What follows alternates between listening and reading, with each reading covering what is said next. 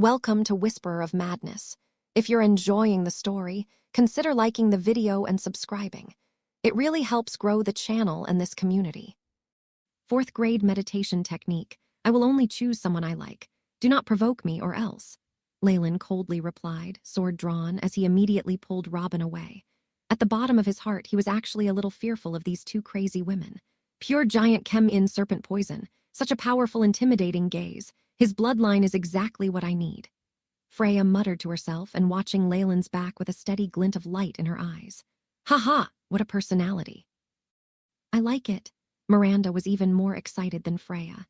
Hey, you saw his ability. Although he isn't as strong as either of us, he will definitely escape if we try to get him ourselves. I suggest we join hands to deal with him. What do you think? Miranda moved close to Freya and bit her ears. When the time comes, I can let you be first. Of course, if you prefer a threesome, I have no objections.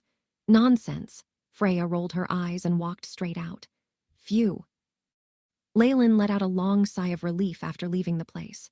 Haha, you will get used to such incidents. You are considered lucky, joining only after you have attained the 3rd rank. These 2 lady warlocks are the most powerful. If they can't get a hold of you, the rest won't have a chance. Thinking back about my past, sigh. Robin sighed as if recalling some repressed memories. Leyland maintained his silence. He was sensible enough not to provoke Robin at the moment. This is it. This manor belongs to you. After passing through a series of buildings, Robin led Leyland to the front of a big garden courtyard. At the entrance sat 2 enormous ash-gray stone serpents. Faint energy undulations were emitting from them. They were evidently not just ornamental. Cobbler was standing at the front of the gate, dressed like a butler. Upon seeing Leyland, his eyes lit up and he immediately stepped up and bowed respectfully. My lord! Robin handed Leyland a pink crystal. My men have sent the decoration details to Cobbler. This is the master key and identification crystal.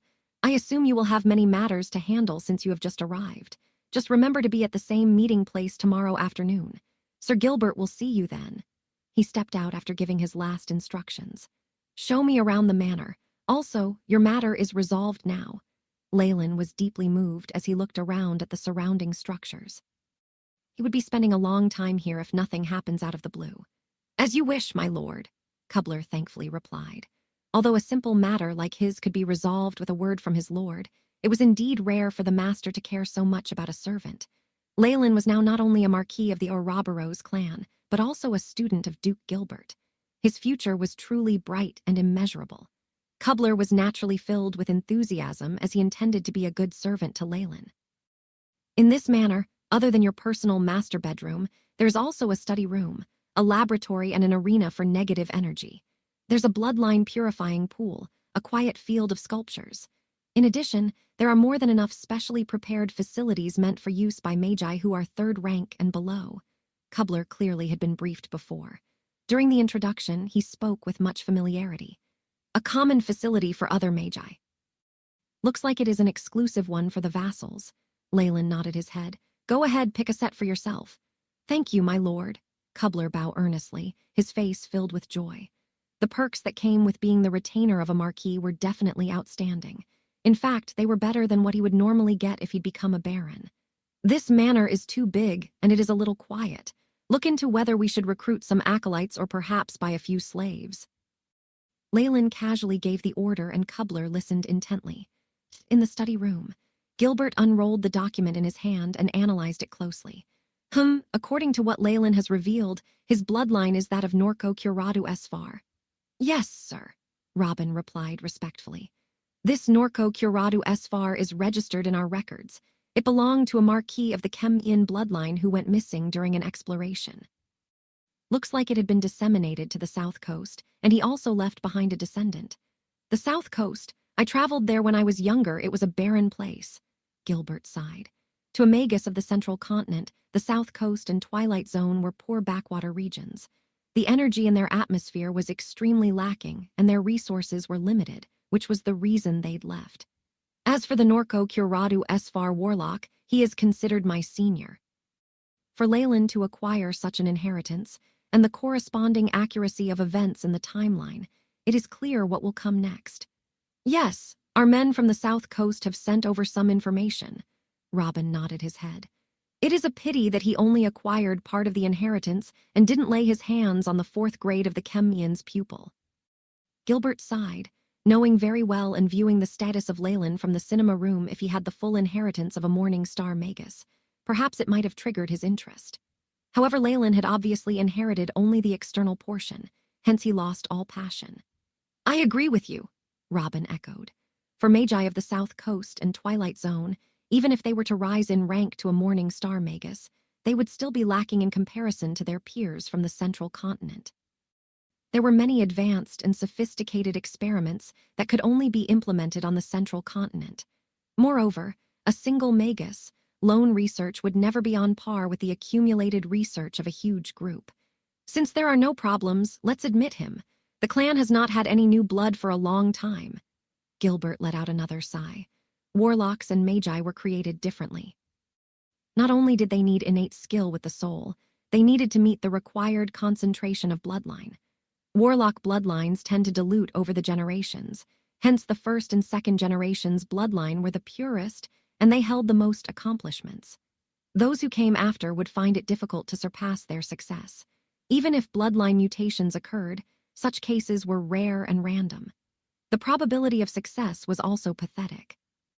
Many of the famous warlock clans of the ancient period did not perish due to external enemies, but instead due to their own bloodlines gradually withering away until they faded from the world of Magi. This was a problem of the current Ouroboros clan as well. The next day, Leyland arrived at Duke Gilbert's villa earlier than reporting time. The 2 lady warlocks of yesterday were either stunned or had other plans in mind, as they did not approach Leyland, which caused him to heave a sigh of relief. Amongst animals, it's very often the females that possess formidable physiques and great power. Serpents, too, are as such. This might have caused the yin element to become stronger than the yang element within the clan. In fact, it might be the root cause for the female warlocks' bloodlines to be thicker than those of the males.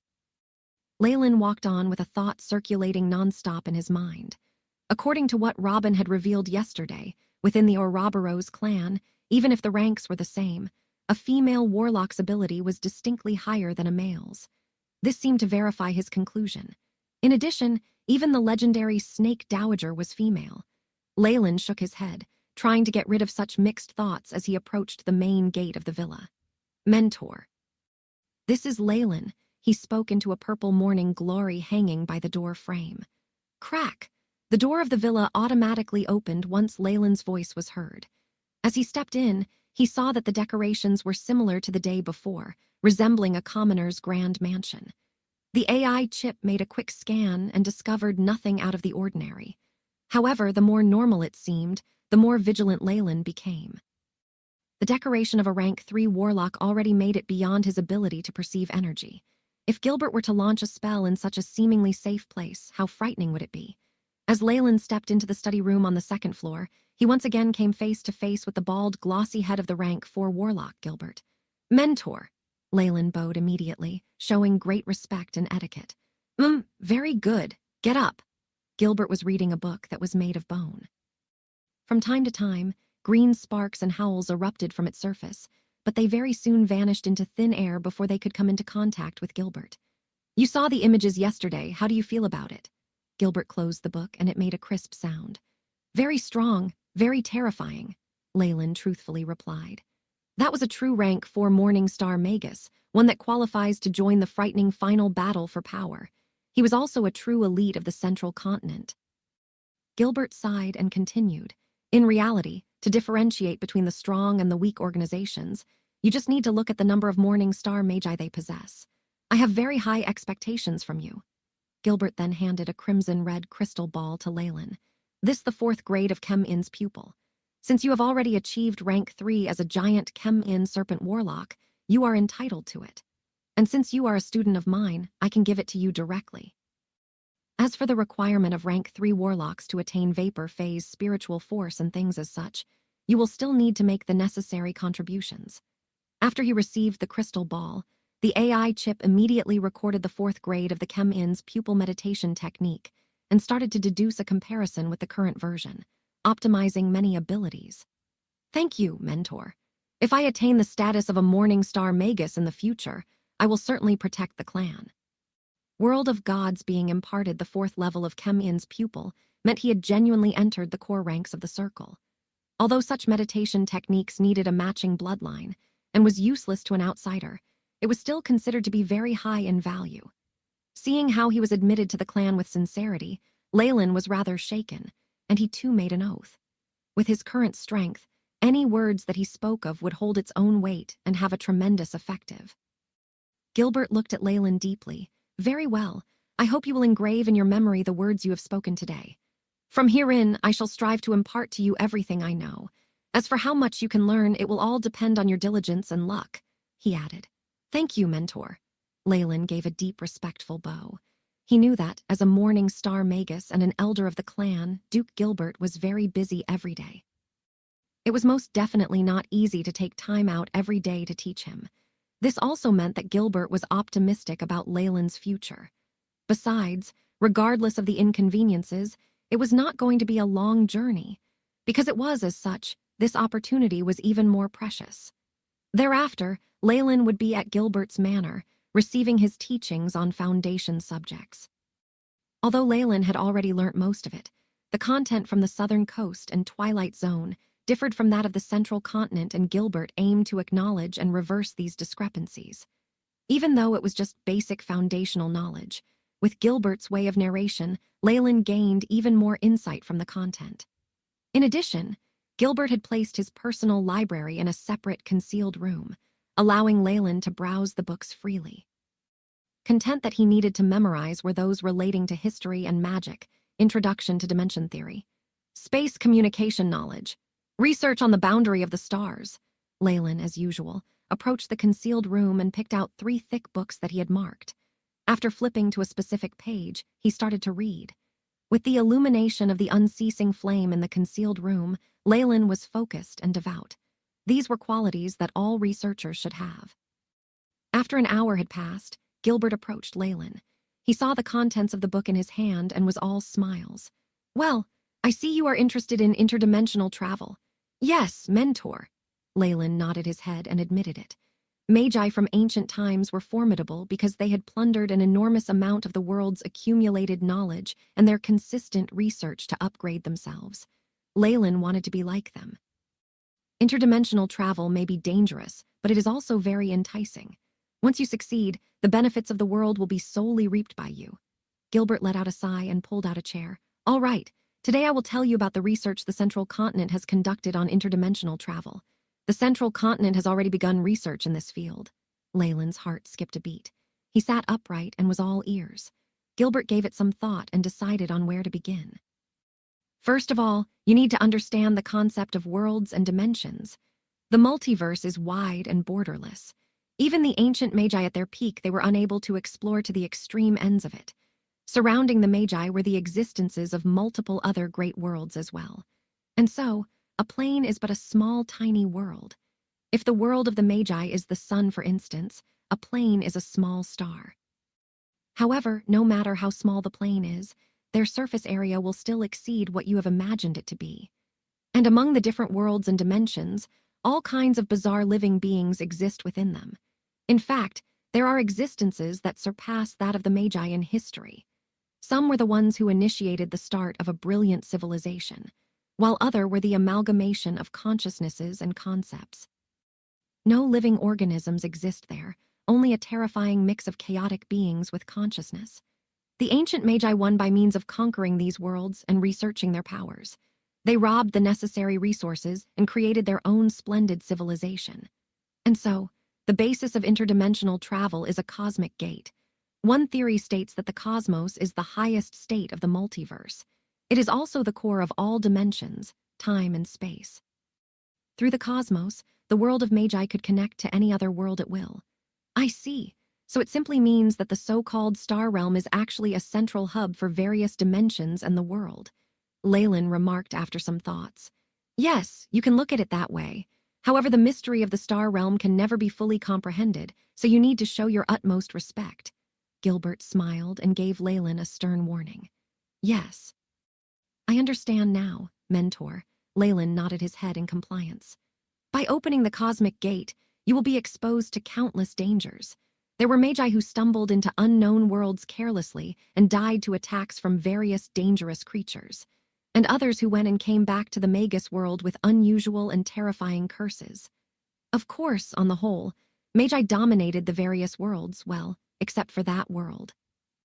Are they the formidable enemy that we fought with during the battle that ended our golden period? Leyland vaguely remembered the details from the antique book he had read back in Twilight Zone. Right, Gilbert replied with a tone of seriousness. Magi from the ancient past conquered one dimension after another, causing many living creatures to bow and surrender and to be used as slaves. However, the huge victories and glory soon clouded their egos, and they became greedy for more insane strategies of attacks, ignoring all signs of dangers, until they met that world. What kind of world is that? Leyland couldn't help asking, knowing very well the formidable power it possessed, yet not knowing the seldom mentioned details. It is a world that consists of multiple planes that can no longer evolve any further. Clusters of smaller dimensions are suspended at its edges. And surrounding the entire world is yet another strong layer of crystal walls. As a rank 4 Magus of the central continent, Gilbert naturally knew the details of ancient secrets very well. There are many strong magi in that world, some at rank 7, rank 8. Of course, they are not called magi there. Instead, they address themselves as gods. Gods? Yes, and so that world is known as the world of gods. Although the opposing side is extremely strong and powerful, the magi at that time were also at the peak of their own prosperity. Resources in the world of gods were plentiful, and this made the ancient magi jealous. They saw great value in the gods' lands and sought to attain them. Hence, those rank 7 and rank 8 magi who wielded horrifying powers started a war with them. What happened next you should know very well.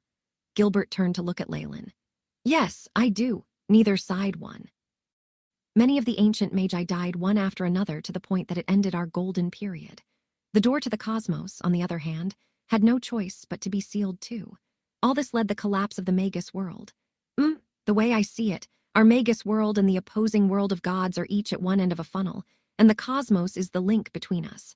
As for the planes and other worlds, they are sprinkled between us along the way. Gilbert explained his personal opinion. As the strength of both sides were similar, the opposing gods did not have an easy time. There were rumors that their most powerful, the supreme god, suffered an irreversible injury that caused him to sink into an eternal sleep. As for the other fallen gods, the numbers were astounding, hence it was termed the sunset of the gods. So, after finding out about it, the new generations of magi recently reopened cosmic gates and started conducting interdimensional travel, Leyland guessed. This explains why the central continent is much more prosperous than all the rest. In the beginning, it was the lone decision of a single morning star Magus to do so, but when it was revealed that there were no signs of invasion from the world of gods and no adverse consequences, the other morning star magi followed suit. Gilbert smiled bitterly. In the central continent, if you did not improve, the others would naturally improve and leave you in the dust. Since using cosmic gates would cause no harm and yet reap great rewards, then how could the rest of the magi endure this temptation? After some cautious travel, we finally got word of the world of gods. The external layer of their crystal wall system had been stabilized, reinforced and hardened, resisting all external intruders, and it had already reached a new, stronger level of sealing. Upon hearing this news, all the magi in the central continent unanimously let out sighs of relief and decided to carry out even more interdimensional travel, slowly regaining the glory of our ancient past, so much so that a few rank 6 magi, those we now call kings, started to appear, Gilbert said conclusively. Leyland nodded his head.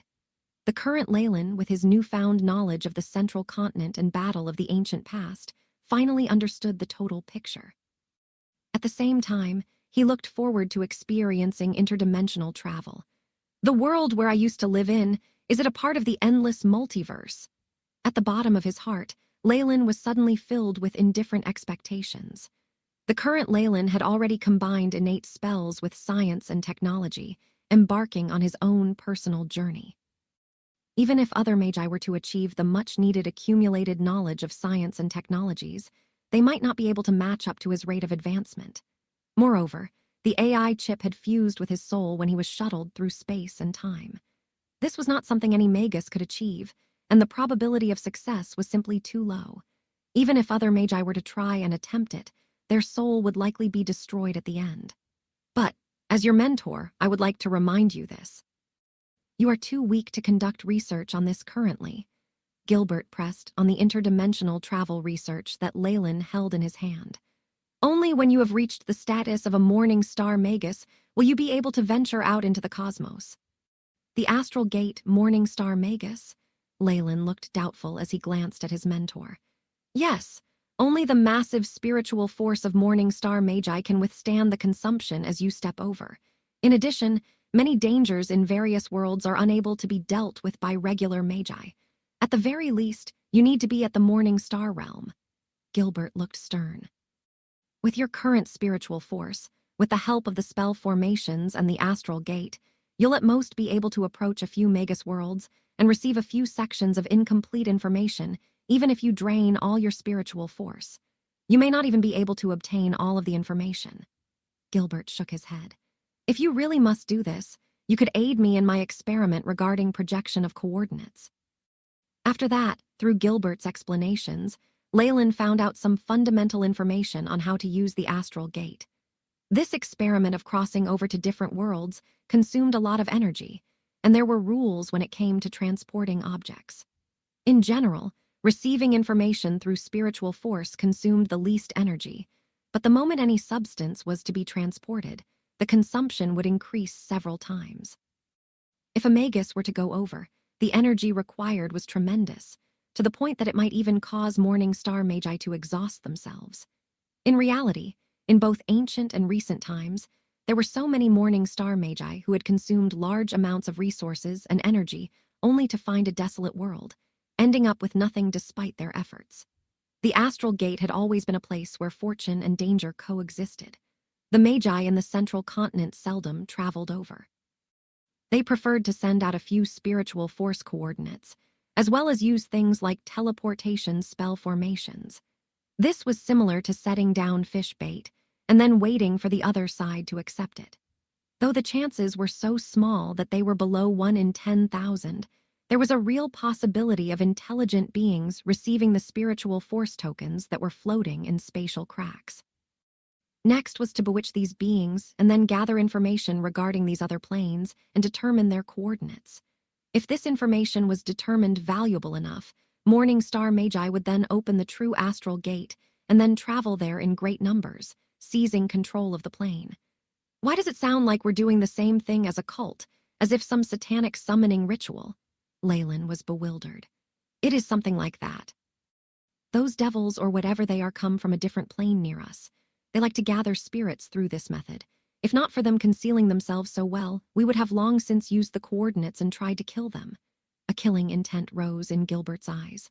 Well then, mentor, I would like to enter your experiment with the astral gate, Leyland immediately requested. All right.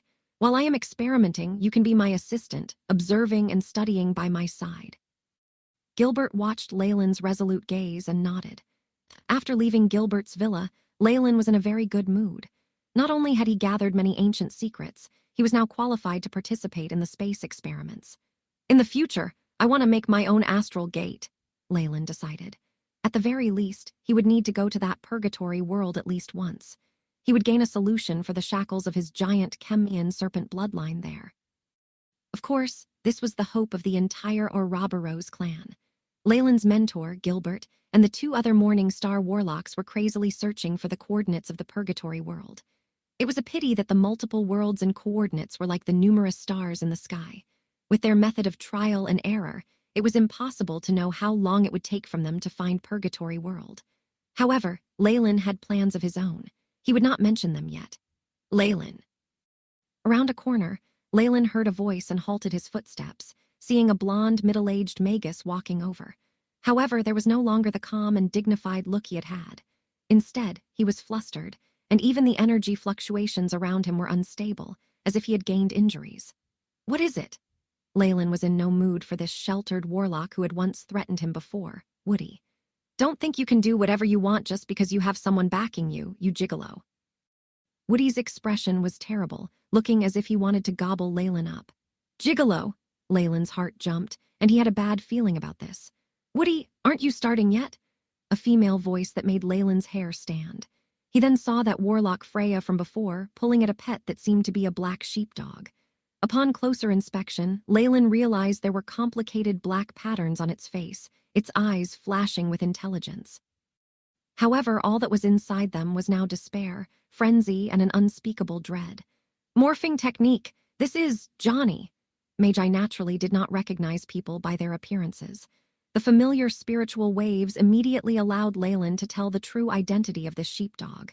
This is crazy. Seeing the dog leash around the sheepdog's neck, Leyland could confirm Johnny even had thoughts of suicide. Woo. After seeing Woody, the sheepdog began to whimper even more, as if hoping its original owner would save it. Woody paled in anger but did not do much. He then gritted his teeth, bowing slightly to Leyland. Marquis Leyland, please forgive me for my previous offenses. Please do whatever you please with Johnny. Having said this, Woody immediately turned to leave, disappearing after turning a corner. How is it? Do you like my gift? To change him into this form, it used up a precious morphing scroll I got from my mentor. Freya pulled the black sheepdog till it reached his side, anticipating his reaction. Leyland could only force a smile. He had heard from Robin that compared to the wanton Miranda, Freya kept her chastity and did not do anything to charm male warlocks into becoming their toys. However, in order to improve the bloodline in her family, she would go around looking for suitable candidates. At this moment, she seemed to have chosen him. The earnest look on her face seemed to be giving Leyland a headache. Though she was a student of the Second Elder and was thus doted on, for her to become hostile to another giant Chemian serpent warlock and even punish members in the same circle as she was in, she would definitely be under immense pressure. Of course, as a warlock, she had inherited emotional instability and perhaps would not think too much of her actions. Through the AI chip, Leyland noticed the unstable aura on Freya's body. It was apparent that pressuring Woody was not such a simple task, and both sides would suffer losses. The reason Woody had automatically conceded was because his bloodline instability was not flaring up. He knew how to weigh his benefits. Do whatever you want with Johnny. Looking at the whimpering sheepdog on the ground, Leyland really sympathized with it. Also, here are 2 things for you. Leyland passed her a high-grade healing potion, as well as a high-grade potion of tranquility. He was not one to accept favors from others. A healing potion was a small matter, but what was more important was the high-grade potion of tranquility. This was the strengthened version of the potion of tranquility, and Leyland had even added parts of the icy jade scorpion's bloodline. Though the effects were reduced, it was still very effective for giant Chemian serpent warlocks. He really hoped this potion could slightly inhibit her crazy tendencies and stop her from bothering him. Watching Leyland seemingly fleeing and disappearing along the road, Freya caressed the 2 potions in her hands and smiled. It's great as long as you have a good impression of me. You'll be mine. If Leyland knew what Freya was thinking, he would probably regret his actions. Now, however, he had found Robin. You want to take a look at your territory? Robin looked at Leyland in front of him. Yes. Mentor Gilbert has finished his teachings, and all that's left are preparations for the astral gate. There's nothing left for me to do, so I want look at the territory. Leyland spoke. After his current trip, Gilbert was done with teaching him. He was a rank 4 warlock and had numerous tasks to carry out. On top of that, he had to focus on his research and could not continue coaching Leyland. Before conducting the astral gate experiments, a lot of time was needed to prepare the materials, adjust the frequencies, and the like. Leyland wanted to make use of this time and first leave the headquarters. A part of it was because he wanted to see his territory, but another reason was because he was really a little scared and wanted to hide outside. Oh, it was Freya. Robin thought for a moment and suddenly began to laugh. He seemed to have some knowledge regarding what had just transpired. She's actually not half bad. She hasn't had a partner in the past, and her mentor is also a Morning Star warlock. You should just marry her. Robin even teased as he suggested. If I really want to marry someone, I can take her into consideration, but you know. Leyland's lips quirked in a wry smile. Though Freya was doing all she could to get into his good books, her final goal was to make him a breeding machine. Even if they did become companions, she would want him to marry into her family. How could he stand this? In the deepest part of his heart, Leyland believed himself to be a male chauvinist, and he could not stand for this. That's true. Besides, you're still young. Robin thought for a moment and then nodded as if having expected this. Young, I'm almost 100. Leyland was speechless. Haha, I'm almost 500 and I've had 24 wives. I've married into several families. Robin's expression showed his experience in this area. When you're at my age, you'll think little of this sort of thing. Territory the wind blew, bringing about with it a refreshing feeling. Leyland rode on a horse, looking at the scenery on both sides. Great numbers of farms joined to form a large field which many farmers were working on. At the two sides of the roads, purification towers could be seen everywhere. These were specifically to remove the unwittingly emanated radiation pollution from the bodies of magi. This allowed regular humans and magi to exist in harmony. Robin did accede to Leyland's request in the end, even sending another warlock to bring Leyland to his own territory. Marquis Leyland, confirmation of your title as nobility and your proof for your territory has been handed down. From here on, your title shall be recognized throughout the central continent. The plains to the east of the Black Luster Mountains are all yours. All the regular people living here are automatically your subjects. The white-haired rank 2 warlock said, "Give me the map." Leyland got off the horse, and Kubler immediately unfolded a slightly yellowish rolled-up map. With the map, the outline of the territory was even clearer. Not only was the area large, including a few fertile fields, there was even a coastline and a few good ports. A marquis of the central continent naturally had more gold than one in the south coast. The range of his territory was even comparable to a large kingdom of the south coast. Of course, for Leyland, who had been the guardian of Twilight Zone and ruler of 50 million people, he was not moved the slightest. Meanwhile, Kubler and the rank 2 warlock's expressions were full of envy. If the produce from the vast area in this territory was turned into resources for magi, it would be a huge source of revenue for regular rank 3 warlocks. Kubler, look for a few skilled administrators and build a governing structure. Oh, and also for my seal of nobility, design it like my secret imprint. Leyland instructed casually. Kubler lowered his head respectfully, expressing his understanding. Seeing this, the white-haired warlock glanced at Kubler with a hint of envy in his eyes. From his perspective, Leyland was a giant Chemian serpent warlock and was the student of a morning star Magus. He had boundless potential, and Kubler was his first vassal and was trusted. It was natural that his status would rise as time passed.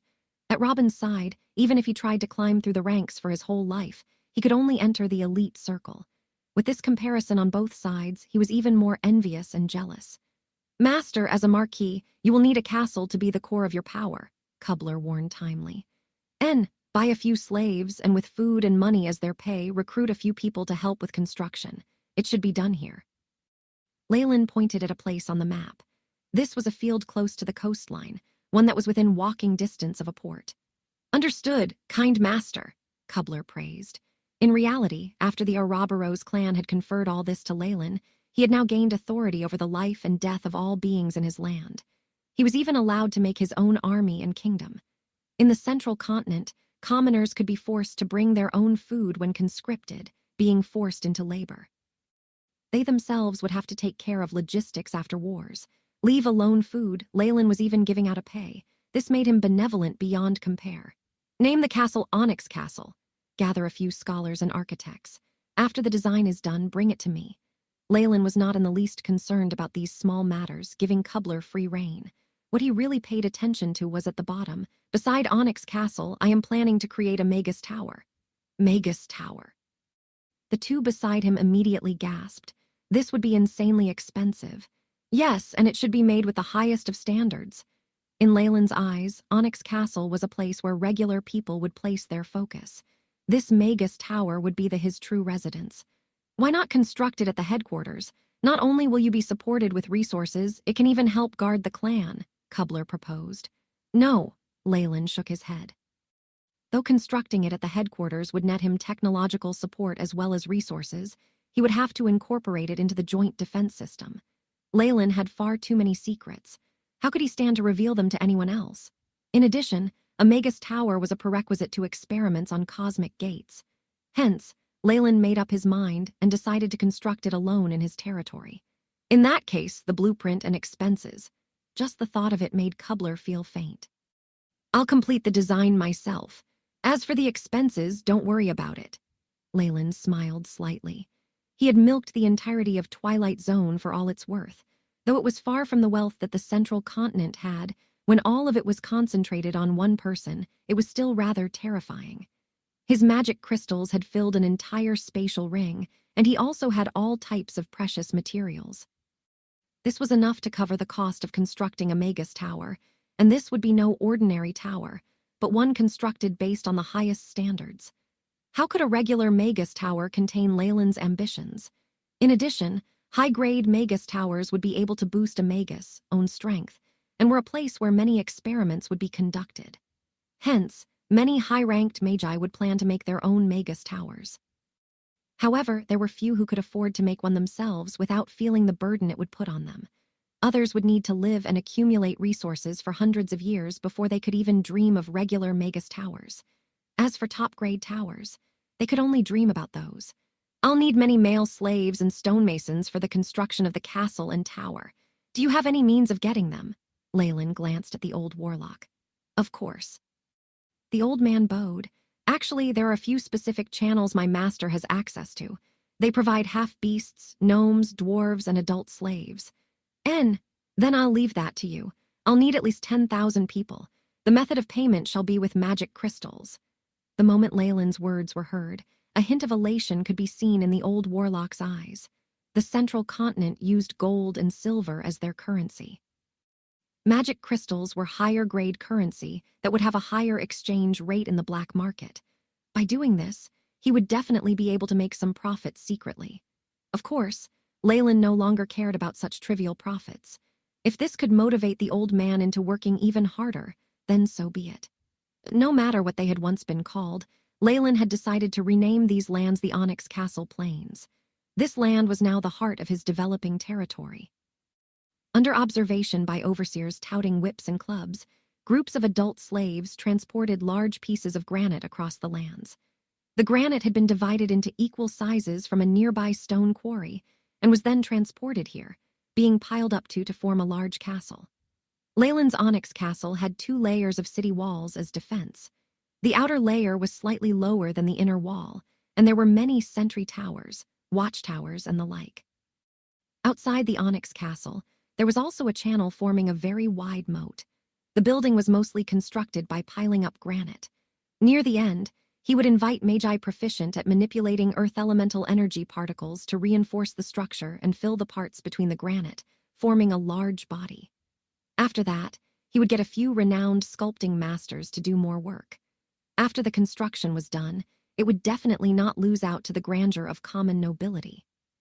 To complete the Onyx Castle, many slaves and the people that Leyland had recruited would put all their effort into working day in and out. The meals that Leyland provided were not bad, with black bread and fish soup. For slaves and poor peasants, all these were hard to come by. Hence, they worked even harder. Master, 10,000 male slaves have been transported over. A part of them are at the stone quarry, while the rest are here. Kubler followed behind Leyland, seeming like a very calculating housekeeper. As Leyland was paying with magic crystals and could be said to be rich and overbearing, not caring about the source, he was the best client for slave traffickers. The old man from before had also worked doubly hard, and soon enough, 10,000 slaves were bought. This was not a small number, and thus helped Leyland gain a deeper understanding of the power Robin had. We need to use these slaves efficiently. We need to divide them into classes. Those who are diligent and proactive can get a small piece of land after construction is completed. They can become my farmers or soldiers. As for the lazy ones and the rebels, they can be a slave till they die, or we can just kill them. Leyland spoke indifferently. He had gone through a lot and had much experience in administration. Everything he said had Kubler nodding along. Tell me the progress of the construction. Master, with this rate, your castle can be completed in spring next year. The entire cost comes up to around 1.5 million gold coins. Kubler lowered his head and gave it a thought, and then announced a number that could cause a few normal kings to faint. All right, that's not bad. These were trivial matters. Leyland let it pass through his ears and did not think more into it.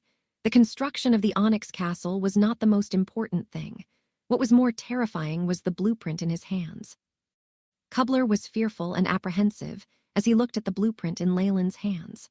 This was the structure of the Magus Tower that Leyland had designed himself.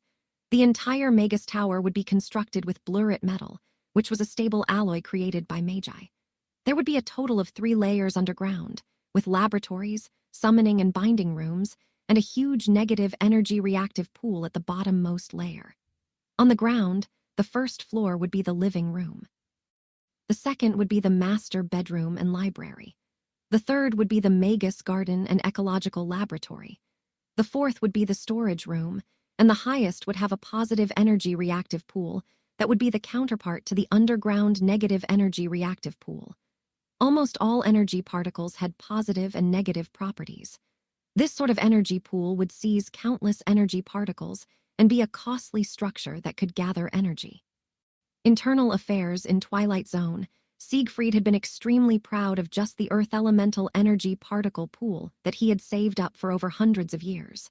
However, Leyland had basically constructed energy particle pools of various elements and even made 2 pools for each element. This terrifying consumption was enough for Kubler to want to faint. This was not all. Kubler knew what his master was planning. Not taking into consideration the tower itself and the spell formations for each level, it was the intellectual core that Leyland was planning to make, one using a Damor crystal and a 4th-grade magic scroll that could give the crystal life. A 4th-grade magic scroll was not something that could be bought with magic crystals. If not for Leyland's status as Gilbert's student, he might not have even found a way to obtain it. With a tower genie, all the defenses of the tower would coordinate with each other. This intellectual being that would only recognize one master would be a great helper for a Magus. After all these resources and materials were brought out, Kubler believed that this Magus tower would not be unpresentable even for a Morningstar Magus to live in. Its defensive abilities would be able to hold on for a long time against the joint attacks of multiple rank 3 Magi. The construction of the Magus Tower is a large project. With the people we have now, we can only make some preparations. After the Onyx Castle is completed next year, I shall live here and watch over the building of the Magus Tower. In Leyland's plans, the Magus Tower was something long-term that would take more than a decade to complete. The blood, sweat, and resources put into it could not be calculated, but after all was said and done, he would have a solid foundation in the region. The amplifying effect that Magus Towers could provide for Magi was considerably frightful, especially for a high-grade building like this. Leyland reckoned that as long as he was at the gaseous spiritual force stage, and within the scope of the tower, he would not need to be afraid of any rank 3 Magus, even if they were at the crystallized spiritual force stage. Of course, if the offender was a rank 4 Magus, even one of the disgraces that did not possess a final technique, they could destroy him. The terror of Morningstar Magi was something he had really understood through experience. If those true Morningstar Magi used a final technique, half of his territory would be wiped out, and his Magus Tower would be useless. Unfortunately, he would be done for immediately. "Kubler, have you found the people I asked you to look for?" Leyland glanced towards Kubler. He had gotten Kubler to look for talents at administration.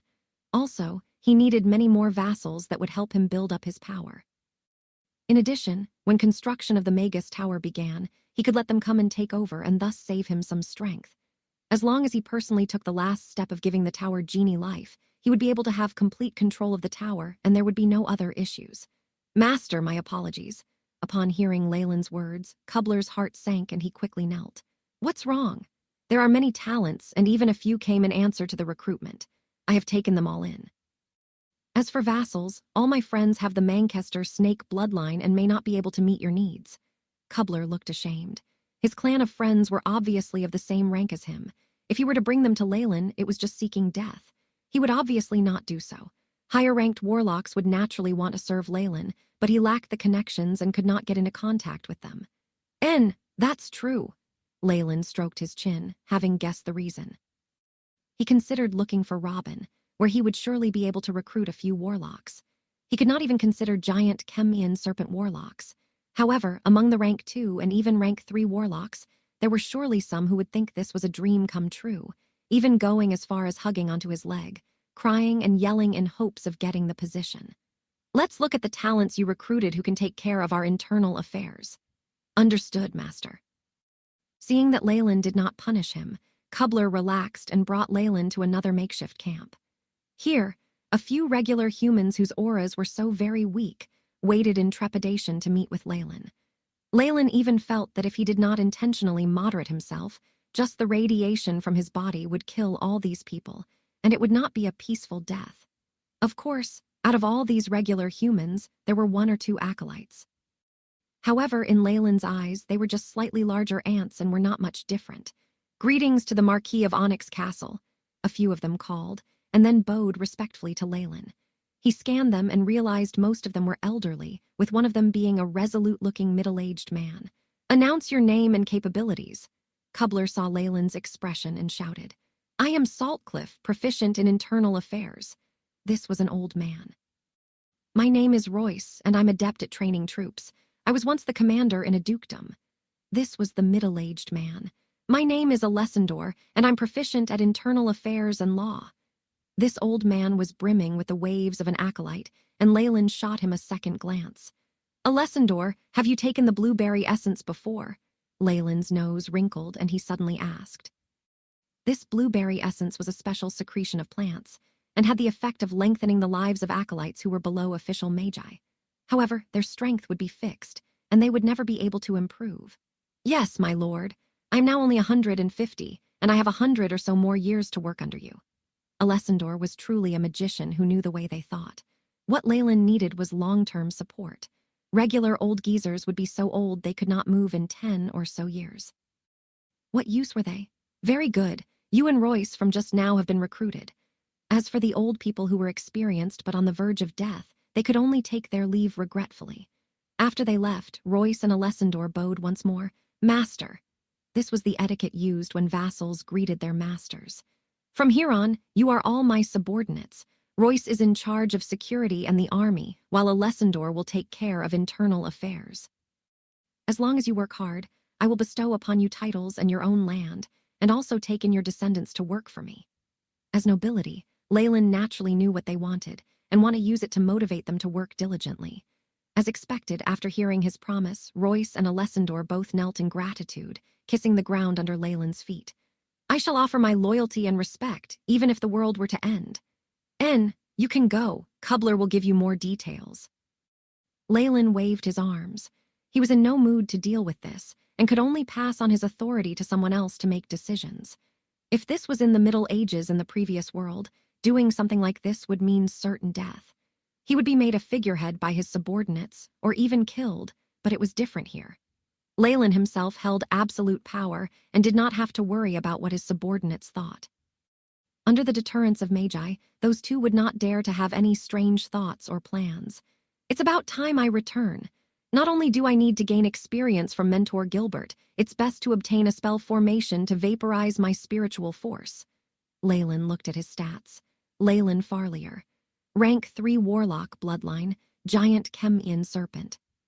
Strength 23.6 agility, 20.1 vitality, 35.7 spiritual force, 215.3 magic power. 215 magic power is in synchronization with spiritual force. After entering rank 3, the effects of the giant serpent's breath potion had weakened. Though the environment in the central continent was much better than in Twilight Zone, after using such great amounts of resources, his spiritual force was now stuck, still around the level where he had just entered rank 3. However, Leyland was confident because the clan was a group formed entirely out of giant Chem-In serpent warlocks. There were many formulas and products used to raise a warlock's spiritual force. In addition, with Gilbert's help, he would soon reach his current goal. The vapor phase spell formation would thus become essential. Buzz, buzz. Rays of light were emanated from the suspended imprint on Leyland's body, forming a scarlet rune. "Mentor Gilbert's ready now. All right, I'll get back as soon as possible." Leyland spoke to the secret imprint and then called Cobbler over, telling him to oversee the project while he made his way back. Phosphorescent swamp.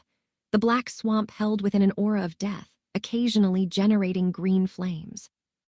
Leyland walked atop the swamp, feeling his body jubilant and excited, and could not help but nod. As expected of the final choice made by the clan amongst many others, this environment with the particles around is very suitable for the advancement of those with Chem-In blood. The headquarters of the clan were similar to before.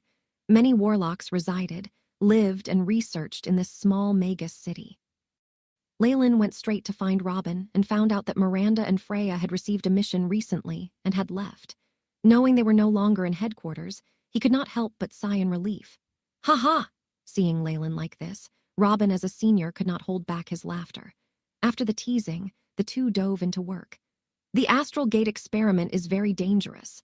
The creatures from other planes could be terrifying existences with strength surpassing that of Morning Star Magi.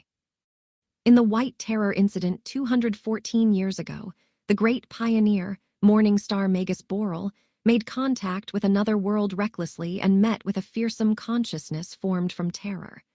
Not only did he fall, all his descendants died as well. Even if they were not on this continent, they met the same fate. I hope you can reconsider. Interplanar experiment. Duke Gilbert has already told me in detail about the dangers related to the astral gate. Leyland had a smile on his face, but his expression was as resolute as ever. But if we don't communicate with other worlds and obtain their unique knowledge and resources, how can we improve? In the pursuit of knowledge, I'm willing to do anything. Magi desired truth more than any other being did. Having seen Leyland's expressions, Robin let out a long sigh. In that case, prepare the designated protective gear and memorize the escape spell. Gilbert's basement laboratory, the core of the region. Scribbles of detailed and complex runes and graphics dotted the four walls. Leyland need only slightly take a glance to discover that there were quite a few high-level runes he himself had yet to see. High-level air isolation rune, and this flawed rune pattern. It seems like I have seen this previously in the ancient records of Twilight Zone. Leyland let out a gasp of surprise, and at the same time ordered the AI chip to record all of the runes down. At that point in time, a layer of black film appeared atop him. Like a protective suit, it enveloped his entire body, not leaving the smallest part uncovered. Moreover, after having entered the area, he had experienced at least 3 this biochemical clothing could effectively isolate any pollution that would be passed on from other worlds through the astral gate. Hence, it was an essential piece of equipment for experiments on it. Just based on the meticulous preparation, one would be able to tell the complex and terrifying nature of astral gate experiments. Leyland sighed once again. His eyes could not help but once again gaze at the center of the laboratory. At the center, a large area of starlight was giving off bright rays. The interior seemed to contain something, but Leyland was unable to see clearly given his current eyesight. That is the physical state of an astral gate. Just opening one would exhaust my resources greatly, maybe even making me bankrupt. Leyland silently contemplated in his heart. The energy consumption of an astral gate was just too terrifying.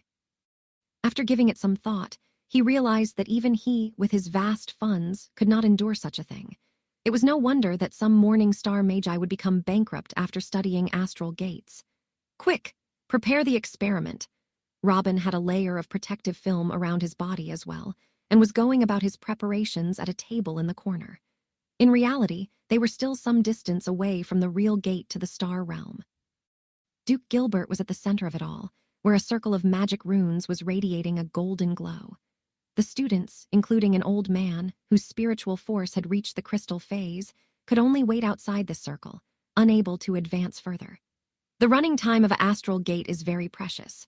Currently, it is at its lowest limit and can only allow the passage of spiritual force coordinate markers. All of you, come try one by one. Duke Gilbert's voice echoed. Leyland, it's the first time you're taking part in experiments like these. You can just observe what I do first, Robin said from beside him. Yes. Leyland's eyes radiated a sparkling blue glow, and he stared at Robin's movements attentively. Duke Gilbert took out a piece of golden crystal and threw it towards the centermost blue flame. Boom! The golden crystal collided with the blue flames, and instantly a violent reaction occurred. A large amount of golden light was radiated, which was immediately absorbed by the blue flames. Blue rays of energy extended towards the loops of the spells before finally arriving before the few rank 3 warlocks and forming a mercuric mirror that caved in slightly, one that had at its center a black ripple. This feeling, it's quite similar to that of the ancient teleportation spell formation, but it possesses a greater degree of disorder and violence. Leyland compared the two in his mind. A bright silver ray of spiritual force emerged from Robin's head and rapidly formed a flower bud in the air. Runes were formed on the surface, which quickly went into the mirror. This space-time positioning experiment is extremely simple. With the repeated casting of coordinates into astral gates, we might stumble upon a different world, or it might be picked up by an intelligent being.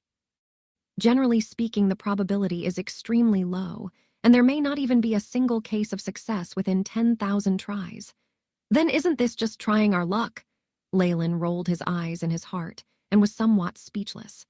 However, seeing Robin's pale face, he knew that things were not as easy as what he had said. In the past, it was impossible for me to use my spiritual force to sense movements in the Twilight Zone through teleportation spell formations, but now I have to use my spiritual force to explore the world. The difficulty level is incomparable. Even though I have already reached rank 3 and have the support and help of other magi, I'm afraid the difficulty levels have not decreased much. Boom. Suddenly, an explosion sounded from Robin and he immediately took a few steps back, face pale. We have failed. My spiritual force coordinate marker met with spatial dysfunction and has been completely extinguished.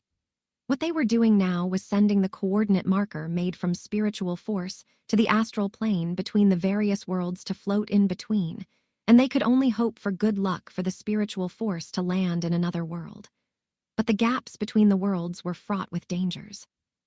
The most fundamental was that of spatial interference, and there could even be a few strange beings that specifically stay within this space, who would not only destroy the spiritual force markers, but even follow the markers back upstream, retaliating by launching an attack on the magi who had sent out the markers. As a result, Duke Gilbert would have to be watching on the side. The destruction of the spiritual force marker was a common occurrence. Robin failed twice after, which caused his face to become as pale as a corpse. With the amount of spiritual force that he exhausted in this experiment, Robin will have to rest up for a few days and spend time meditating to recover completely, Leyland thought to himself. Like Robin, many other students in the laboratory had failed many times, and not one of them had successfully found an alternate world. But there were still many differences between them. A female warlock who possessed a vapor phase spiritual force managed 5 attempts before she had to retreat to a corner to recover. Meanwhile, Robin was at his 7th attempt, while the white-haired old man, the strongest of the bunch, had made more than 10 attempts. The disparity within rank 3 warlocks is simply too huge. Leyland let out a sigh in his heart after having seen this scenario. Phew, I can't do this anymore, it's your turn. After having failed once again, Robin's face was so pale that the blood vessels below were visible. He immediately retreated, and Leyland took over his position.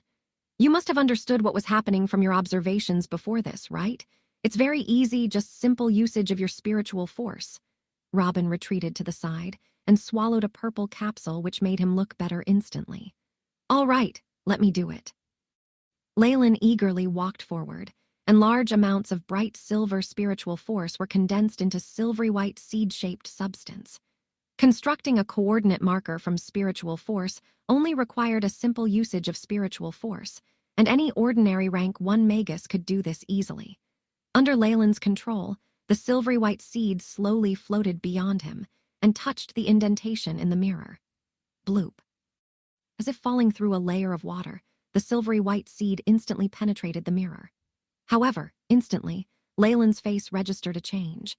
He immediately felt his connection to the marker weakening. It took a large amount of spiritual force to maintain the connection. Rays of silvery white spiritual force repeatedly disseminated from his sea of consciousness, and he managed to maintain a faint connection to the marker. No wonder only those at rank 3 or above can participate in this experiment. Just one attempt could drain the life out of most rank 2 magi, Leyland sighed in his mind. Suddenly, he could feel the spiritual force seed he'd scattered coming under the control of a frantic tsunami, only able to float and sink with the waves. He was unable to pick a path to advance. If it's like this, everything depends on luck. Leyland smiled grimly. If he could not even control his spiritual force, of what use would anything be? The only option was to pray that he was lucky. Not good. At this instant, 2 large air tides collided in the silver space, wedging his marker in between them. Leyland tried to move the marker away, but it was to no avail. He could only watch as the 2 air tides collided, giving rise to a huge storm and extinguishing his seed. Does this mean that I can only condense these coordinate marking seeds and try my luck for 3 times at most in a single session? Leyland was rendered speechless. With the experiment being completely dependent on pure luck and no way to increase the success rate, his seniors had a huge advantage when compared to him. It was no wonder that Duke Gilbert had solicited the help of so many students. The greater the number of attempts made, the greater the hope to succeed. However, the chances were still low and completely dependent on luck. Leyland subconsciously reached for his waist pouch before quickly withdrawing his hands. The coin of destiny could only make predictions about matters beneath the morning star realm. Once the matter involved the crossover of various worlds, no matter how slight the contact, the coin would be completely destroyed without being able to make a single prediction. Leyland took a glance at Robin and once again condensed a spiritual force marker, sending it through the lens. A plan, huh? Things are going much more smoothly this time. Leyland was amazed for a moment and then fell back into silence. In the middle of that thought, his spiritual force symbol had entered turbulent space again. An eastern wind soon picked it up, sending it forth into the distance. What awaited it in the distance was a terrifying fire whose aura was slowly but surely increasing. Through the response from the symbol, Leyland vaguely saw an incomparably enormous world. Surrounding this world was a membrane of sorts. Really, is Lady Luck on my side? Although Leyland had his doubts, he continued to dash forwards with his spiritual force. Who is it? This is the blazing Flame King's territory, get lost. A loud rumble was heard, and Leyland felt a powerful aura that caused his symbol to crumble apart. Thump, thump. Leyland stumbled a few steps backwards, blood oozing out from both his nostrils. What happened? Robin immediately stepped towards Leyland and supported him. I seem to have discovered a world, but was blocked at the edge and attacked by a self-proclaimed king. Oh, that is the fiery world. It is under the control and protection of the monarch of blazing flames, Breaking Dawn Magus Aragorn. Robin's expression showed both understanding and indignance. They were already under his subjugation. Leyland remarked with his eyes opened wide. Yes. A few of the famous Breaking Dawn Magi here have already attacked and conquered some worlds with horrifying accomplishments. We even suspect that it is the spoils of these wars that have allowed them to enter the Breaking Dawn realm. Afterwards, the Breaking Dawn Magi and their subordinates will protect the conquered world, stopping us from spying on them. On top of that, the Guardians and other Radiant Moon Magi use their spiritual force to invade unconquered ones, at the same time destroying our spiritual force symbols. Robin's smile was forced and bitter. Therefore, avoiding probes by those formidable powers and camouflaging our spiritual forces until the time is right are topics that are very valuable for research. Ah.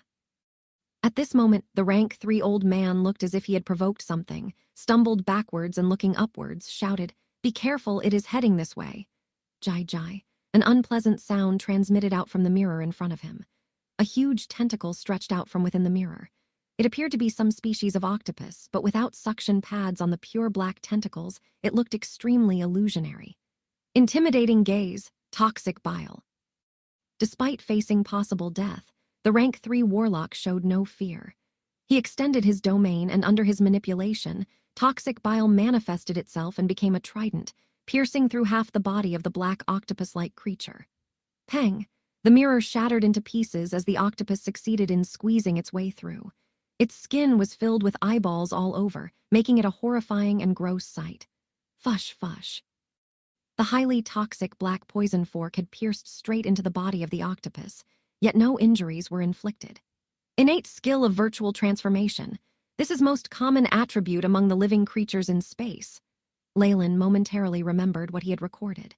Soon after, a huge ball of pitch-black smoke was puffed out from the mouth of the octopus and started to attack in the form of infrasonic waves. Leyland immediately retreated to a distance. The old man yanked the crystal crucifix that he was wearing and held it up in front of himself. Thud! Beneath the octopus' black tentacles, the crystal crucifix proved to have no effects, and it was penetrated through easily. The octopus came face to face with the old man and pounced on him. Countless big and ferocious teeth started appearing beneath. A pretty good creature. However, the octopus did not come into contact with the old man's face. It was grabbed firmly by yet another palm. Snap, snap. Multiple sharp teeth were gnawing on the hand, producing a spine-tingling sound, yet there seemed to be no effect at all. A space creature, one that has not been seen before. This experiment is indeed valuable. Gilbert was full of smiles as he manipulated a layer of blue flame in his hand to cover the entire octopus. After the ignited flame shrunk considerably, what remained in Gilbert's hand was a blue crystal ball with a black octopus swimming within it. It looked like a pocket-size ornament. And these too. Gilbert took a deep breath. A huge hurricane was generated, and Gilbert sucked up the smoke that the octopus had puffed out into his stomach. In a flash, the smoke that had caused them so much trouble vanished into the thin air. Truly a morning star Magus, Leyland exclaimed with a tense gaze. Great! It's all thanks to Lucian for this successful experiment. I will remember your contributions. As for the rest of you, everyone will get 10,000 contribution points. Gilbert then declared the conclusion of the experiment. Looking at his expression, Leyland was sure Gilbert couldn't wait to lay his hands on the newly captured strange creature for experiments. The astral plane might be dangerous, but the gains are rich too. Leyland felt gloomy from the bottom of his heart. While walking out of the laboratory, Robin smiled and turned to Leyland to make introductions. This is Lucian, and this is Kesha. They are both my fellow students. Lucian was in fact the old geezer who was in the crystal phase. As for Kesha, she too was a rank 3, and Leyland gave both of them a respectful greeting. Lucian and Kesha extended a warm welcome to their new junior before leaving. Both of their spiritual forces had been exhausted considerably, and they needed to rest and restore their strength. Especially Lucian. He was almost seriously hurt in the process, hence he was in a dull mood. Leyland understood Lucian's feelings, but he was left speechless after he had to adopt 9 more purification processes after the appearance of the strange creature. At the trading hall of the clan, bright twinkling lights were being emitted from the huge screen. Some fixed assignments and resource exchanges appeared on it from time to time. Leyland intentionally looked for the poster selling the life seed. Little did he expect to see there were many messages left under it.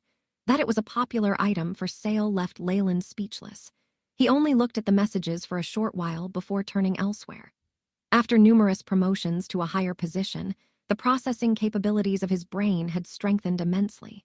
He was now comparable to a regular computer. With just a few glances, he could assimilate the information that he needed from the huge screen easily. Rank 3 Vapor Phase Spell Formation, a must-have item for supplementing the vitality and strength of a Rank 3 Magus. Sale price, 100,000 contribution points. This was exactly what Leyland needed now. Cultivation of a Rank 3 Magi was to further compress and concentrate the already small spiritual force seed. Firstly, the bright silver spiritual force would be turned into vapor, after which it would enter the liquid phase and finally crystallization. At the final stage, all of the spiritual force would be condensed to a single point, the point mass. This was the raw material required for advancing to become a Morning Star Magus. Leyland was currently stuck at the beginning stage of Rank 3 and had not even entered Vapor Phase. With the help of this spell, together with medication and the right meditation techniques, it should only be a matter of time before I enter the Vapor Phase, Leyland reckoned.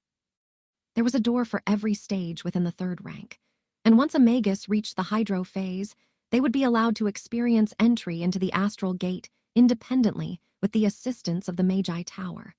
Of course, this wasn't a door built specially for the astral plane. It was built for eventual interplanar exploration in the future. Mentor Gilbert might be willing to trade the Astral Gate blueprint with me for a favorable price. However, it will be very difficult to acquire the Astral Stone. According to his mentor, the so-called Astral Stone was a necessary material when building an Astral Gate. The origins of the Astral Stones were unknown, and the Morning Star Magi kept them within their own circle. Thus, it was seldom seen outside. Experiments on interplanar travel depleted the energy within these astral stones, and they would then have to be replaced. Thus, Morning Star Magi didn't have enough of them on hand for their own use, leave alone selling them outside. Given their sky-high price, even if Gilbert were willing to sell some to him, Leyland wasn't sure he had the financial capabilities to buy them. Leyland skimmed over the screen at a lightning-quick pace, looking out for anything associated with experiments on the astral plane. Unfortunately, high-grade research like that would not normally be put on sale. Even the rare piece was immediately gobbled up for a very high price. Leyland stroked his chin in contemplation. Looking at the current circumstances, interplanar travel was a hot topic in the central continent. Although the weaker Magi did have some knowledge of it, most of it was still a big secret. It isn't realistic to expect to buy a astral stone, and the vapor phase spell formation is expensive as well.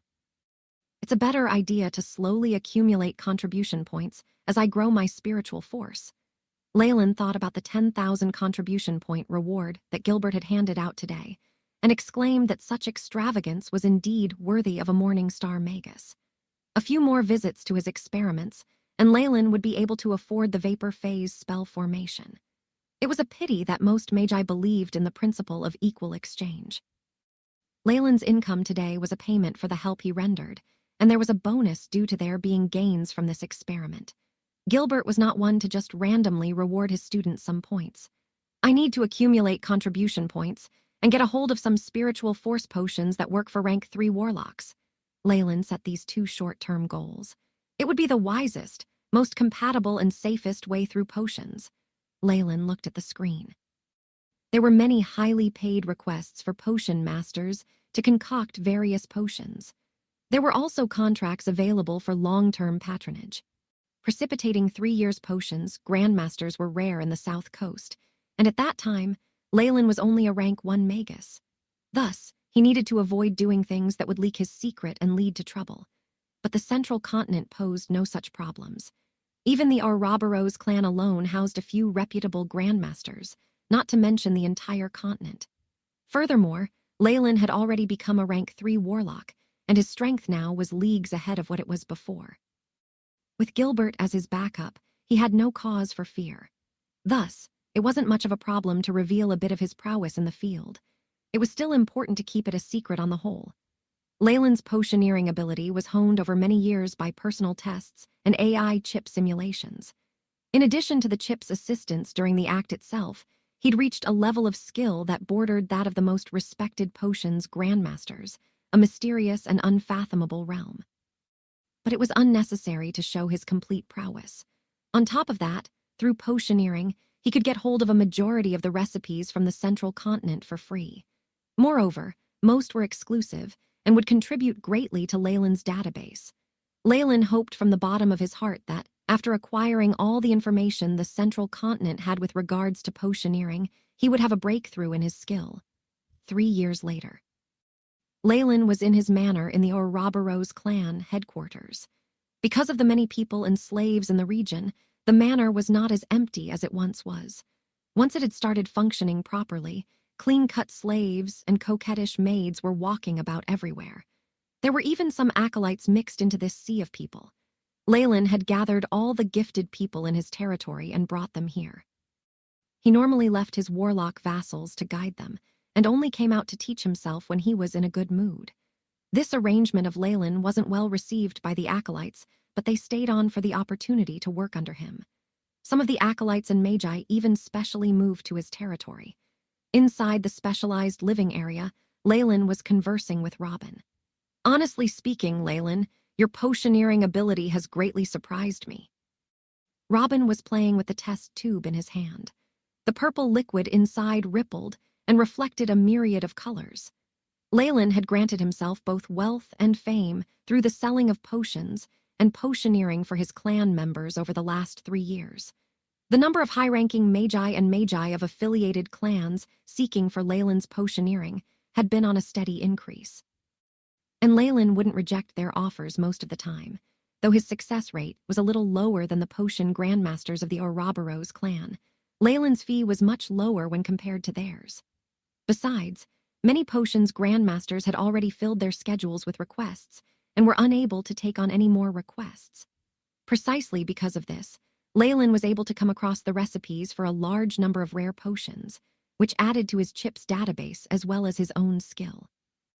"I just have a slight interest in potioneering. After all, I started my time as a magus by becoming a potions master's acolyte." Leyland laughed weakly, his eyes and expression tinged with nostalgia. "That itself is extraordinary, and I have to mention that it's more than impressive for you to keep up with your meditation technique while making vast improvements in your potioneering skills." Robin looked closely at Leyland. "Your spiritual force is almost ready to move on to the vapor phase, isn't it?" "Indeed, I'm about to buy a vapor phase spell formation and plan to try and break through soon." Leyland nodded with confidence. He had nothing to hide. He'd earned a lot of contribution points through potioneering. With that and his own resources, Leyland had indiscriminately bought spiritual force potions for his own use from the Ouroboros clan. With the fourth layer of Chem In's pupil as a guide, Leyland's path had been clear of any obstacles. With a distinct aim, his spiritual force had improved significantly in this period. The resources of the central continent could not be compared to those of Twilight Zone and the South Coast. In addition to the energy-rich environment, it was much easier for magi to break through and better themselves here than elsewhere. A vapor phase spell formation costs roughly 100,000 contribution points. With the addition of the necessary materials for it, the total will come up to about 150,000. Do you have enough? If not, I can lend you some for now, Robin said in goodwill. Thank you so much, Leyland laughed. Although potioneering was a very profitable business, Leyland had only been in it for a very short time. He'd even spent a huge number of contribution points to purchase spiritual force potions. Thus, he was not so well off. The Ouroboros clan allowed one to exchange magic crystals for contribution points, but there were some considerations that led to Leyland not considering that path. One of them was a fixed limit on the number of crystals a Magus could trade for. Oh, and here is the information I plan to hand over to the clan. Help me do an appraisal. Leyland chuckled as he handed a folder to Robin. After skimming through, Robin lifted his brows and looked back at Leyland, straightening his back in astonishment. You actually want to bestow your high-grade potion of tranquility to the clan. The high-grade potion of tranquility was an improved version of the one Leyland acquired from the great Magus Surhome, which helped to suppress the emotional instability of warlocks.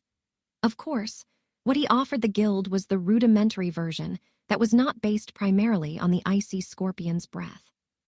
But it still proved relatively impressive in repressing the emotions of high-rank warlocks. The emotional instability of high-rank warlocks was quite obvious.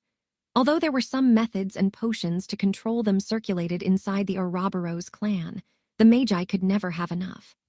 As long as the root of this problem was not dealt with, such medicine would always be in high demand. In the past 3 years, Leyland had refined and manufactured vast quantities of high-grade potions of tranquility, turning them into one of his biggest sources of income. That he was willing to sell the formula left Robin extremely surprised. Of course, Leyland laughed as he shook his head. He did not have the time to concoct and sell potions of tranquility for money. Furthermore, this was an advanced potion. Normal potions masters would not be able to achieve a high success rate at concocting it. It would still be easy for him to return to the business to earn contribution points if he wished. Just this alone is worth around 25,000 contribution points. Looking at you now, it doesn't seem like you lack points. Robin laughed bitterly. I wish. Honestly, I was thinking of borrowing some from you, Senior.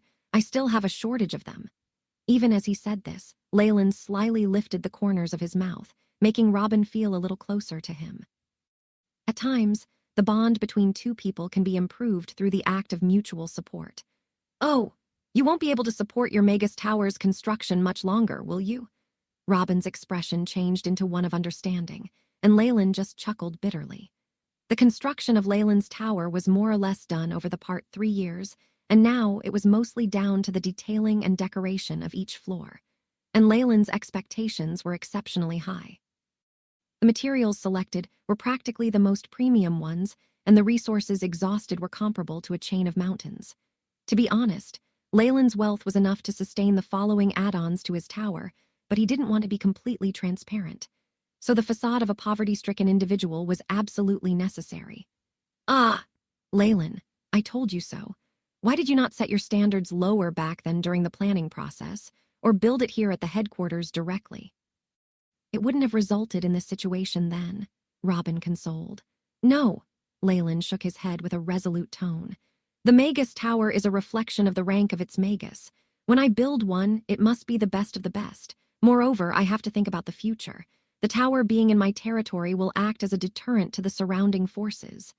Makes sense, but it is still unwise to use up all your resources for it. I almost prostituted myself when I was building mine, even with my family and the clan's resource. Robin pummeled his chest, fear lingering in his voice. Leyland could only roll his eyes at the near-promiscuous flashback as Robin moved on to the main concern. Anyway, how much were you thinking of borrowing? I'd like to ask, how much are you able to lend, Senior? Leyland asked as a smile tugged at the corners of his mouth. In a short while, Leyland arrived at the trading hall of the Ouroboros clan with a large number of contribution points in hand. After spending the past 3 years here, Leyland was already familiar with the place and headed straight to his destination upon arrival. "AI Chip, report my current status," Leyland silently said in his head. Leyland Farlier, rank 3 Warlock. Bloodline, Giant Chemian Serpent Strength, 23.6 Agility, 20.1 Vitality, 39.1 Spiritual Force, 240.5 Magic Power, 240 Magic Power synchronized with Spiritual Force. The AI chip faithfully processed and sent the information. As a Magus, Spiritual Force and Magic Power were the most important numbers. Vitality was the foundation upon which Spiritual Force was built and sustained, and had to be strong enough. Otherwise, the Magus body would collapse. When his strength and agility reached their maximum, Leyland temporarily took his focus away from them and raided for potions and alchemist spell formation in the clan that can boost his vitality, resulting in his terrifying increase to nearly 40. Looking at these numbers, Leyland felt that his own body terribly surpassed many high-energy beings. Not only was his rate of recovery alarmingly fast, he was able to take on any magi below rank 2 unarmed. His bulky physique made cultivating his spiritual force a piece of cake, and he was already prepared to break through the bottleneck that was the vapor phase. "AI Chip, simulate my current shape and compute the conditions needed for me to move on to the vapor phase." The completion of the Onyx Castle, Leyland immediately commanded the AI chip again. Task established. Initiating simulation, preparing main stats. The AI chip rapidly operated and projected a 3D hologram in front of Leyland, which faintly resembled himself. Apart from gathering and analyzing large amounts of data, it could also run breakthrough simulations and obtain concrete probabilities and numbers.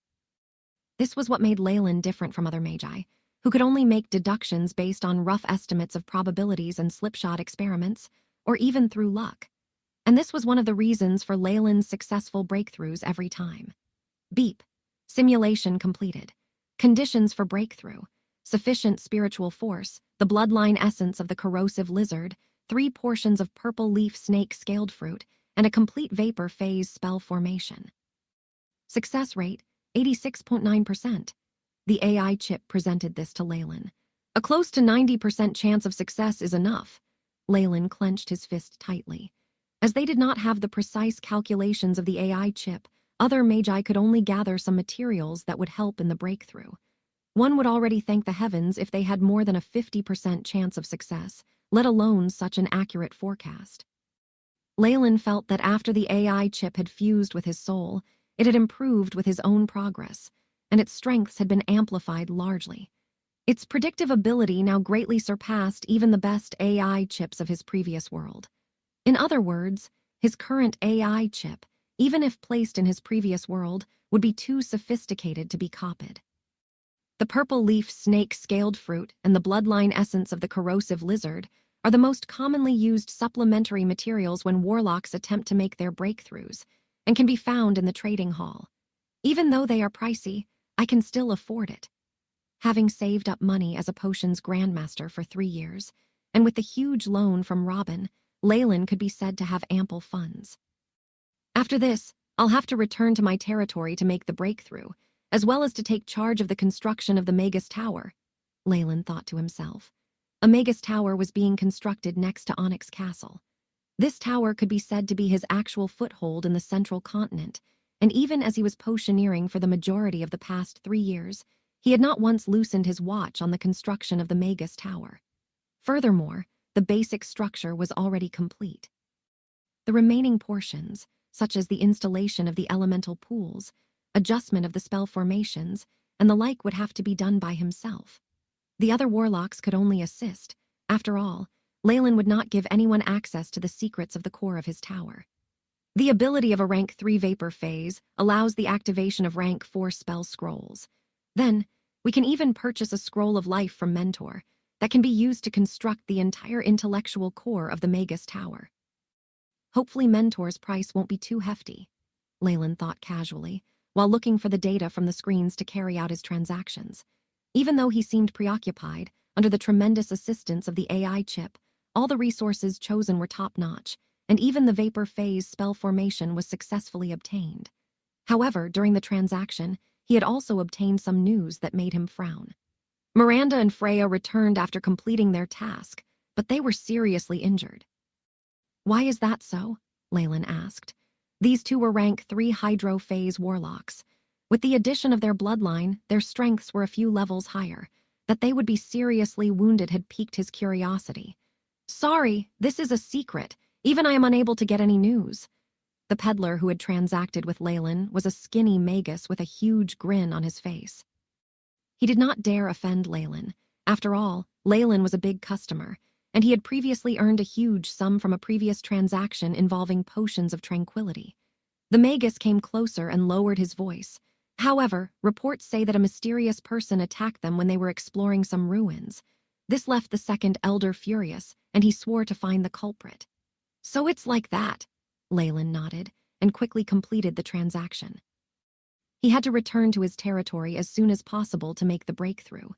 He'd merely asked out of curiosity. No matter how chaotic it was here, it would not affect him. Onyx Castle. Construction had been completed in the last 3 years. The entire structure was built out of sturdy granite and was reinforced by earth elemental spells that closed up the gaps between the underlying rocks. From the outside, the entirety of Onyx Castle looked grand and expansive, exuding a feeling of deterrence. This was the core of Leyland's territory. With the amount of reinforcement it had gotten, Onyx Castle could last a few thousand years at the least. After seeing it, Alessandor remarked that he could hold the fort against 50,000 elites with just a few thousand man, but of course this only applied to regular humans. The castle was carpeted in cashmere. Silver cups and golden lampstands were everywhere. The place was filled with a flowing light, and its luxury was something few royal palaces could rival. If a commoner were to use the castle, it might have stirred up criticism and attacks from other jealous leaders. But since the lord of the castle was a strong Magus, there would be no problem. The strength Leyland possessed was enough to let anyone with negative intentions despair. The people would only compliment the nobility of its lord, and not for a moment have any designs on it. "Looks like Royce and Alessandor have taken care of this place fairly well." Leyland slowly walked into the castle. He looked at the castle's surrounding farmland. A lot of it was already being cultivated, and large windmills were turning slowly as farmers cleared the earth of weeds. These were slaves he had previously purchased, with a portion of them being leaders. In the process of the construction of the castle, a portion of the outstanding slaves and citizens had received rewards in the form of land. Since then, they had settled down and built a relatively prosperous area. Soldiers and tall knights patrolled the place from time to time. Royce and Alessandor, who were appointed and nominated to oversee politics and military matters, respectively had exhausted their time and effort into building a foundation over here due to the temptation of status and territory. At least in Leyland's eyes, the Onyx Castle looked more or less like a marquee palace. "Welcome home, my lord." Once they neared the main gate, Kubler quickly hurried out. He was wearing a butler uniform and looked very energetic, with Royce and Alessandor following behind him. Well done." Leyland nodded his head slightly and acknowledged Kubler's work.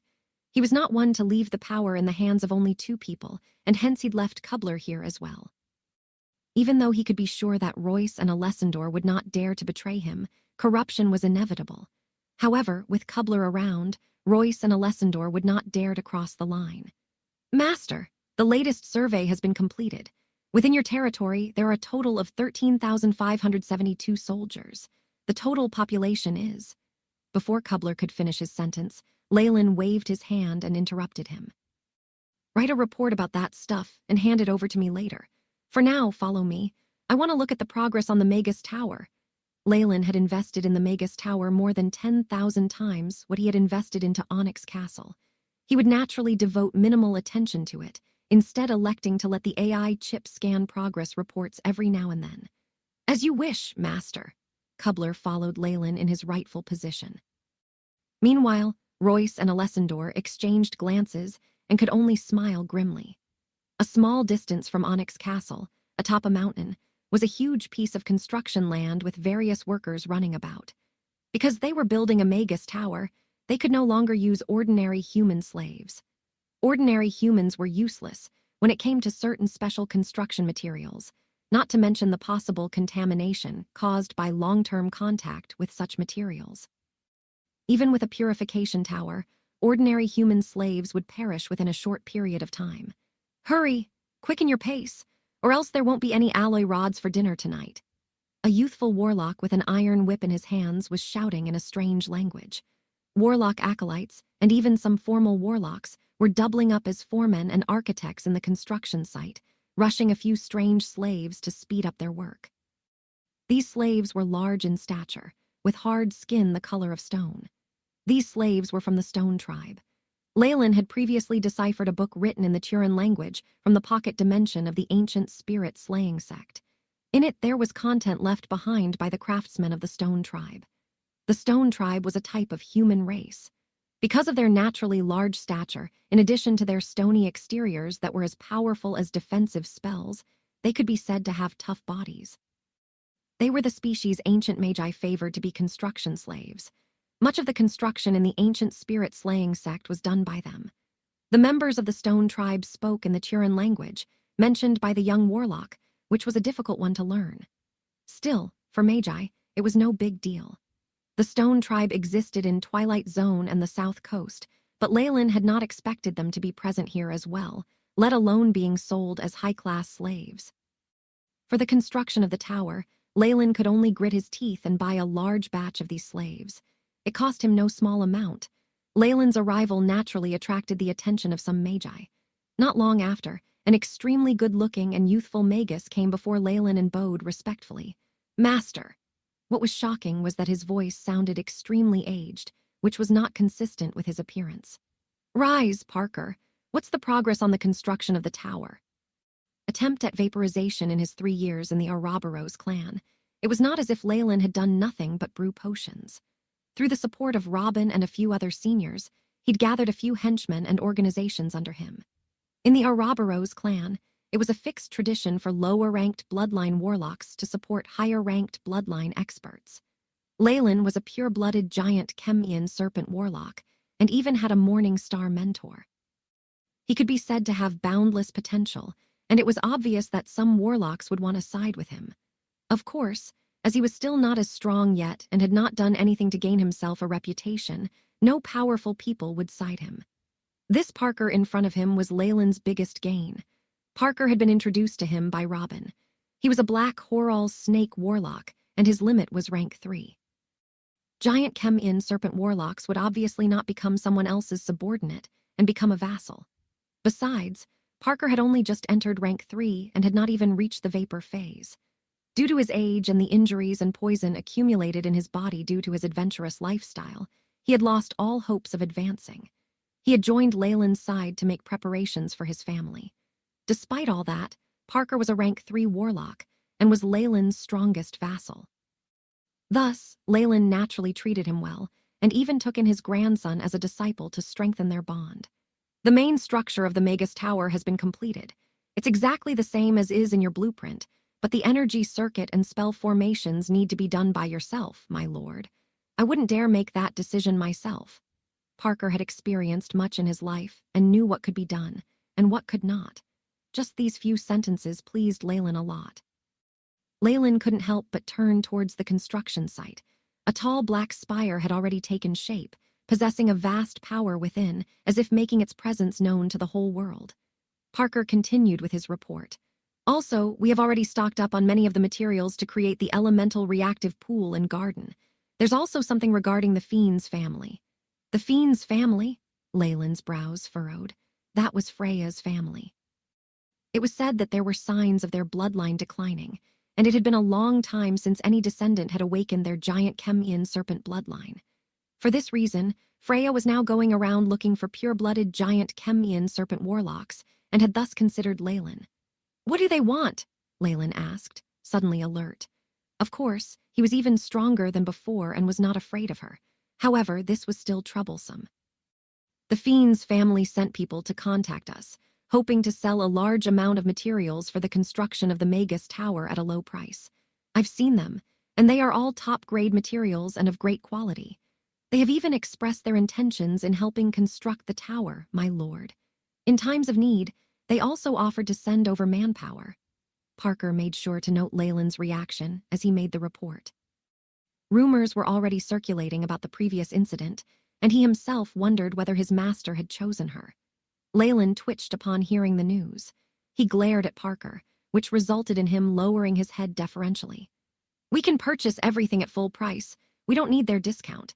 As for any assistance they provide, reject it all," Leyland commanded. Though he knew the other party was expressing goodwill, just thinking of their goal caused Leyland's expression to warp. He had to resist rolling his eyes. "Understood, Master," Parker acquiesced, though he felt a tinge of pity. The Fiend's family was prestigious amongst the giant Chemian serpent warlocks. They went back 1,000 years and had an unfathomable background. If he had their sponsorship, the construction of the Magus Tower would go much smoother. However, Leyland would definitely not agree to it. If not, the Fiend's family would definitely throw out more bait and lure him into a trap. Though he could be ruthless, taking all the bait but not caring about them, that would be too shameless of him. Leyland believed that unless he was in dire straits, he would not do such a thing. After all the resources he had plundered from Twilight Zone were more than enough for him to use for himself as well as to construct the Magus Tower. Since his needs were all taken care of, Leyland would not even consider this. It was much too shameless. It was now night. In the large onyx castle, candles and oil lamps were used everywhere to illuminate the area. There were even illumination spells such as eternal light in several areas, filling the interior of the castle with light. From afar, the castle was like a large, dazzling column of fire, overflowing with radiance and heat. All his subordinates and vassals were gathered in the ballroom. After enjoying a sumptuous meal together, Leyland returned to his bedroom alone. This was the most secure area in Onyx Castle. Not only were there many regular elite human troops patrolling, if one went further in, some specific detection spell formations and guard warlocks would appear. He closed his eyes inside his bedroom, and the general situation in the castle entered his vision. He could not help but nod. "Looks like Parker and the rest are doing quite well." The defense of Onyx Castle was not bad. Though it was far from perfect, it was impossible for rank 2 magi to sneak in. To truly make Onyx Castle a strategic stronghold against magi, it might take over 100 years to strengthen the defensive spell formations bit by bit. The radiation unwittingly given off by high-ranked magi residing here has to affect the whole castle and strengthen it. Leyland rubbed his chin as he pondered. The higher-ranked a Magus was, the easier it was for them to affect their surroundings. Leyland believed that just by emitting the terrifying might of their bodies in the castle, breaking dawn magi could affect the quality of the castle itself. The powerful members of the Magus world could even give the castle a life of its own, having it give birth to many strange creatures. These were the best foundations in creating defensive spell formations. As long as one subdued the castle's spirit and enslaved all the strange creatures, the defense of the castle would reach its peak. With his own radiation, he could achieve a similar effect. However, the time taken would be more than a century. If numerous magi were to reside here, this time could be shortened.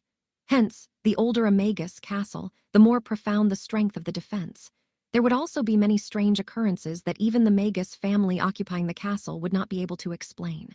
But now, there was still a long way to go on his own. Leyland calmed his thoughts and conveniently pressed some button on his bed. With a mechanical sound, the large bed in front of him opened up and revealed a passageway that led downwards. Leyland walked in expressionlessly.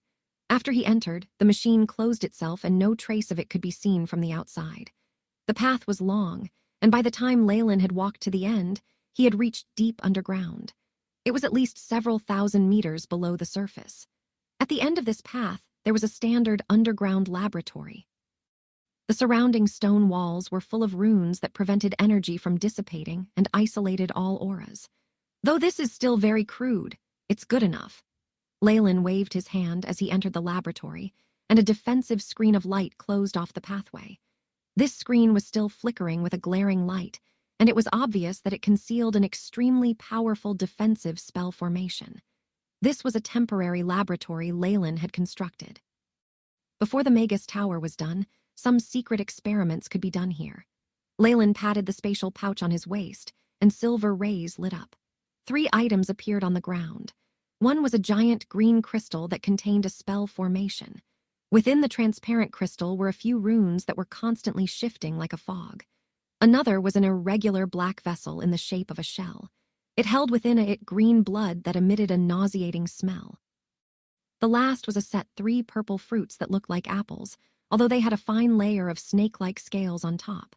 A vaporization spell formation, blood essence of the corrosive lizard, and purple leaf snake-scaled fruit.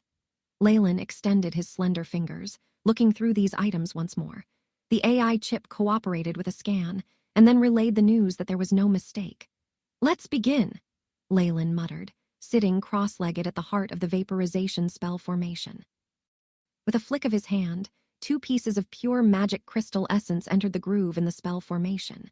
The vaporization spell formation trembled, and the runes within began to undulate violently. Host body beginning attempt to break through the bottleneck of the vapor phase. Beginning real-time monitoring, the AI chip's robotic voice followed soon after. "Next is the blood of the corrosive lizard." 2 streaks of black shot out of Leyland's eyes, disappearing into the black shell. Plop, plop. The green blood began to bubble, mist rising and forming a large green lizard in the air. On its skin were numerous signs of corrosion, and its white bones and internal organs could somewhat be seen. Hiss, hiss. The green lizard's front claw scratched at the earth, as if it was eager to give something a try. As if provoked by the corrosive lizard, Leyland felt the giant Chemian serpent bloodline in his body begin to stir.